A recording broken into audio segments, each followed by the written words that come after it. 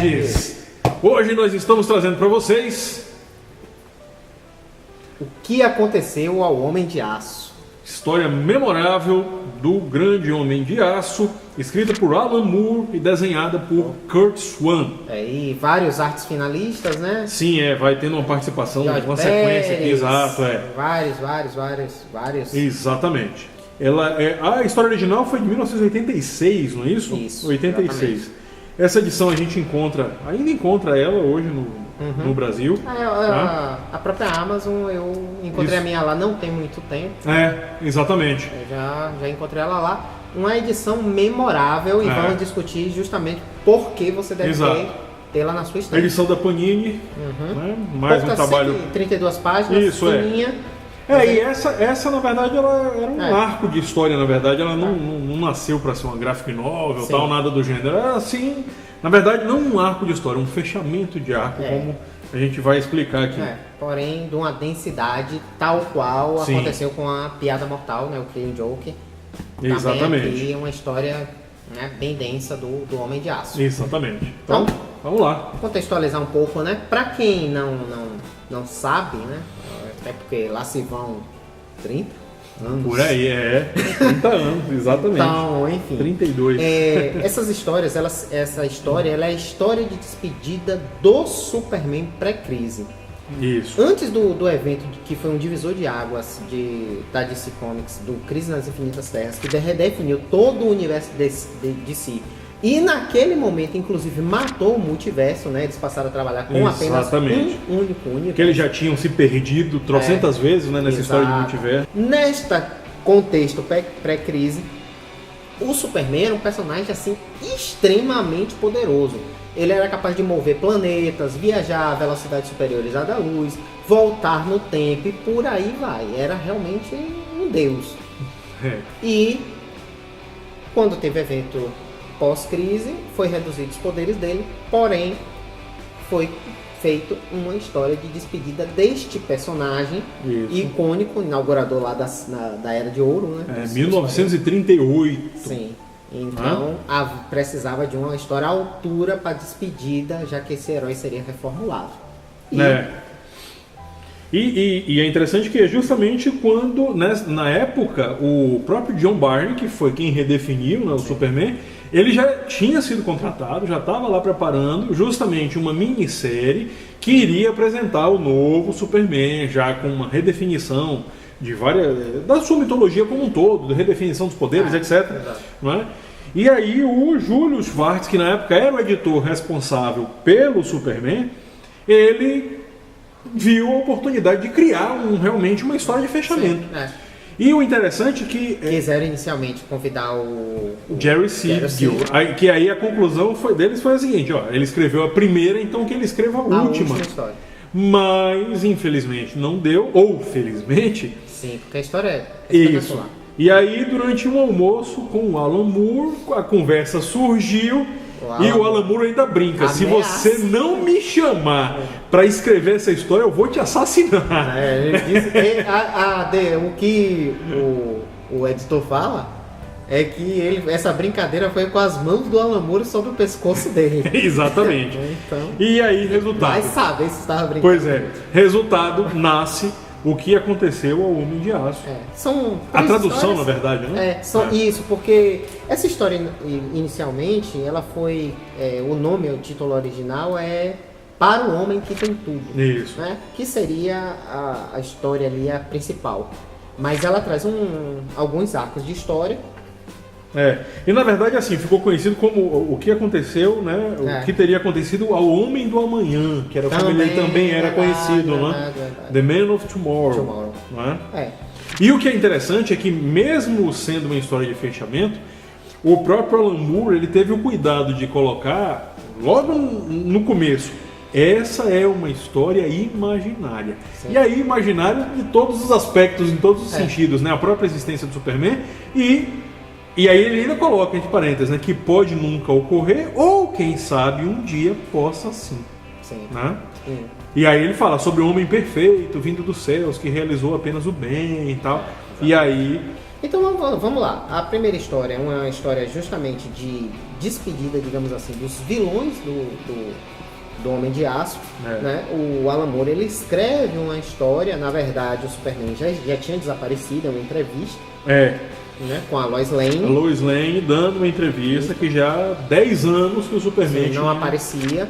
E aí dizendo o que é que aconteceu. E aí, né, fala uma história do enlouquecimento dos principais inimigos do Superman, os principais vilões, que passam a ter comportamentos inclusive bem fora do usual, do normal. Isso. Alguns que não eram assassinos passam a ser, tal, esse tipo de coisa. Né? Não vamos falar o desfecho, vamos deixar aí pra vocês. E tem até um detalhe interessante, né? Porque ele faz uma comparação, o próprio Superman, isso, ele refletindo.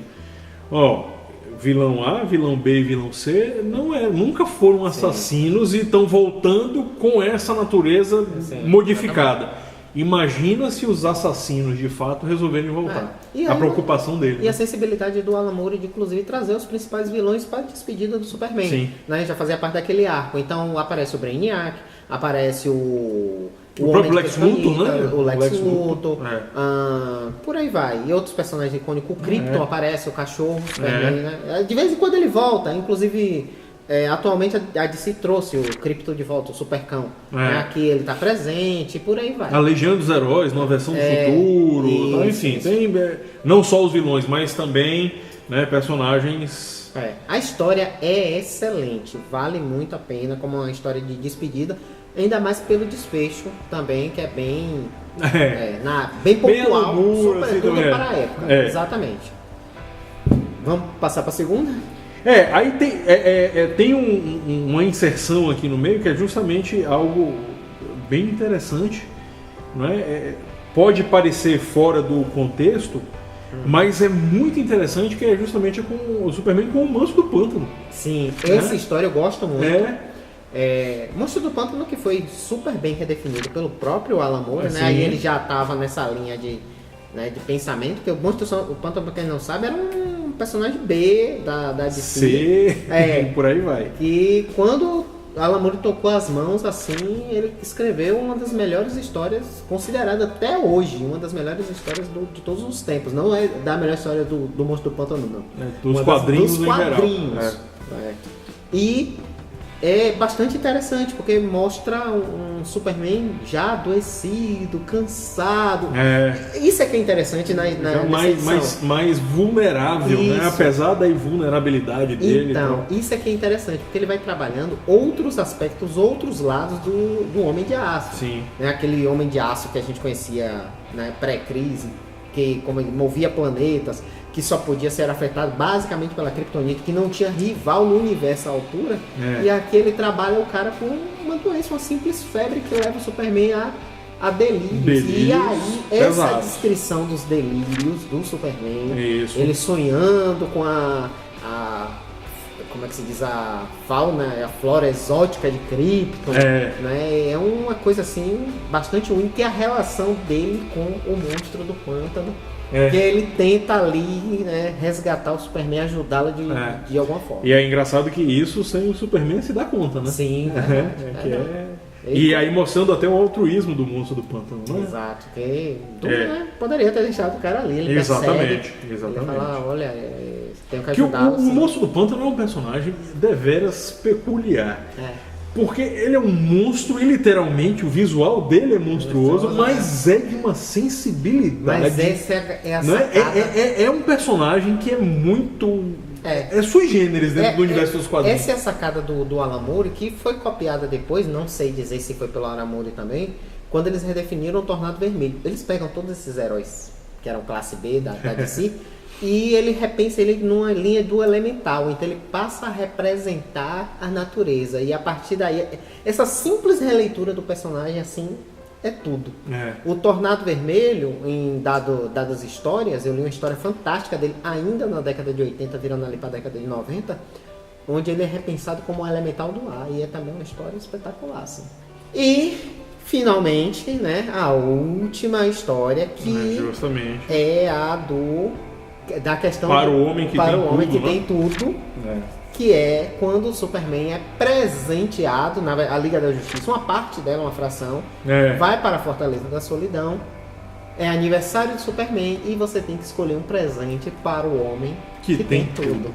E a história é espetacular. Essa acho que dá pra gente fazer um comentário um pouco mais... Sim, é. né, mais... Porque você não vai, a gente não vai revelar nada muito. Porque né? essa história é uma curiosidade. Se vocês... Essa última história especificamente, ela foi reproduzida com poucas modificações no Liga da Justiça Sem Limite, A animação, né? A animação, A segunda temporada, o segundo episódio da segunda temporada. E ela é exatamente essa história com uma ou outra, assim, o Mongu, que é um personagem que participa da história lá, ele tá um pouco menos violento do que aí. E aqui tem a participação do Robin, e lá não tem, né, por uma questão de contexto mesmo. Da que história. aqui é o Batman, o Robin e a Mulher Maravilha que estão... Lá é só a Mulher Maravilha e o Batman. Que estão se dirigindo à Fortaleza da Solidão para dar um presente para o Superman. O plot é o seguinte: a Mulher Maravilha, o Robin e o Batman vão para a Fortaleza da Solidão oferecer presentes ao Homem de Aço. E lá eles encontram ele num estado meio que catatônico com uma planta alienígena, né, envolto numa planta alienígena. Isso. E aí o Mongu aparece na Fortaleza e ele revela que ele presenteou o Homem de Aço com esta planta que o prendia em uma ilusão. A planta é responsável por alimentar mentalmente, né, essa ilusão aí, essa visão mental com os maiores desejos da pessoa. E aí qual é a grande sacada do Alan Moore já nessa época? Pensar, porque nós sempre concebemos o Superman como o defensor da Terra, o defensor do planeta, tal, todas essas coisas, mas o Alan Moore foi além e pensou qual o real, qual o mais íntimo desejo do Homem de Aço. Exatamente. Ele foi criado na Terra, mas aqui ele ainda é um filho adotivo do planeta. Exatamente. E no coração, no seu íntimo, onde o Homem de Aço deseja. E aí nós descobrimos que o Homem de Aço deseja que a Krypton não tivesse explodido. E aí é interessante que ele joga, ele vai alternando a narrativa no real, né, na realidade ali, com o Mongu aparecido lá já discutindo Batman, Robin, Mulher Maravilha, e alterna justamente para a visão dele de como seria Krypton. Né? Sim. O que aconteceria se Krypton não tivesse sido destruída? Se tivesse errado com sua previsão de explosão do planeta.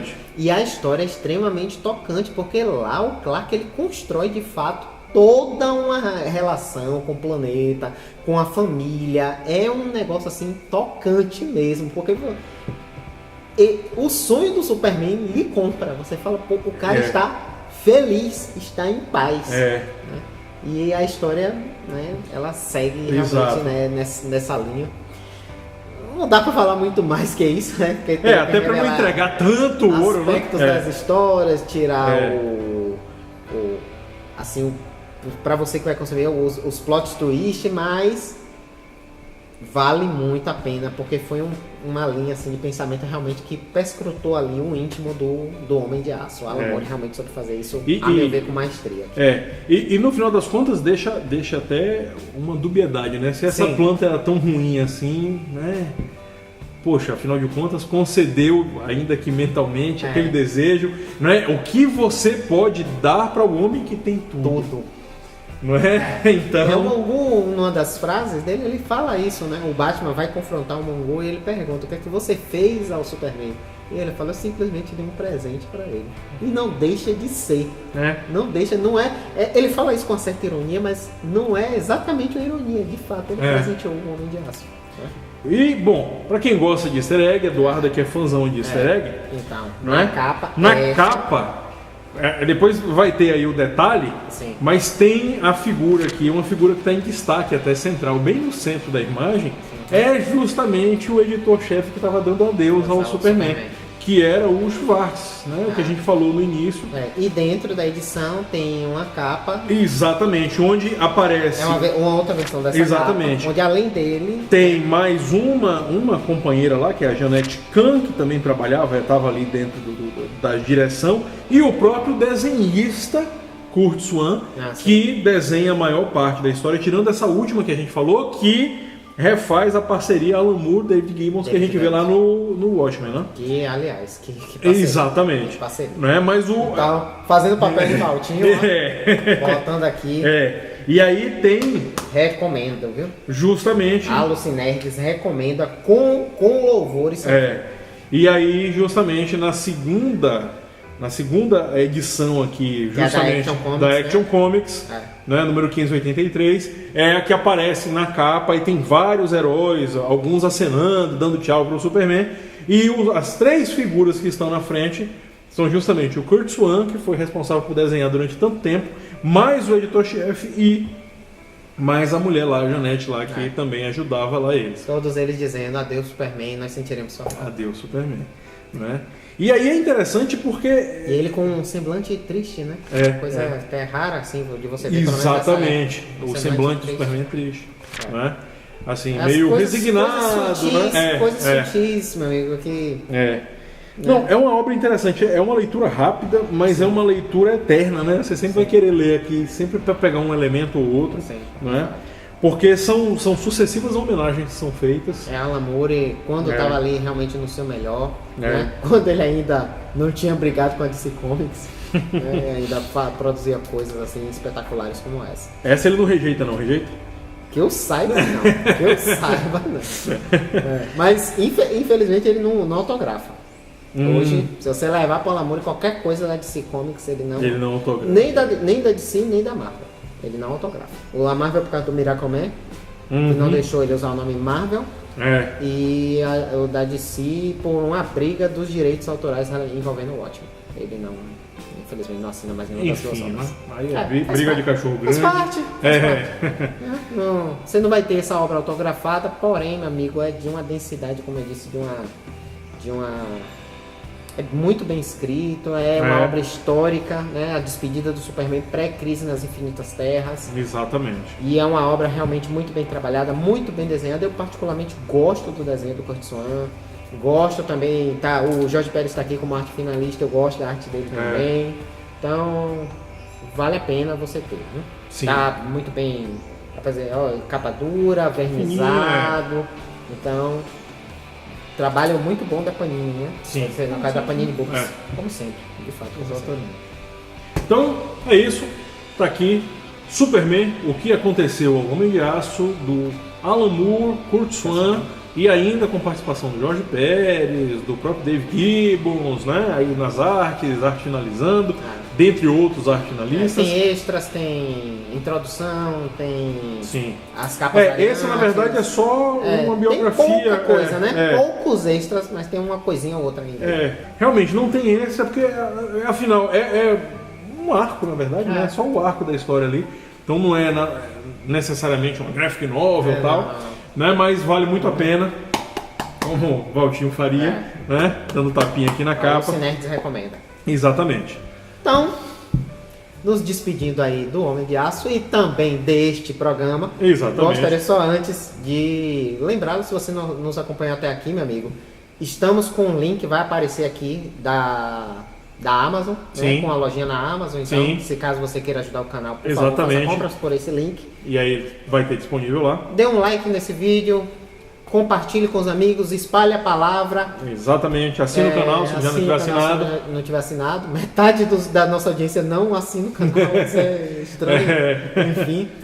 E nos despedindo do Homem de Aço e também do programa, Wilson, por favor, nossa frase de efeito. Para não termos problemas nem com royalties, nem com direitos autorais, e dando um caloroso adeus ao Homem de Aço. Para o homem que tem tudo. Exatamente. Bazingues, pessoal. Valeu, grande abraço. Gente. Muito obrigado.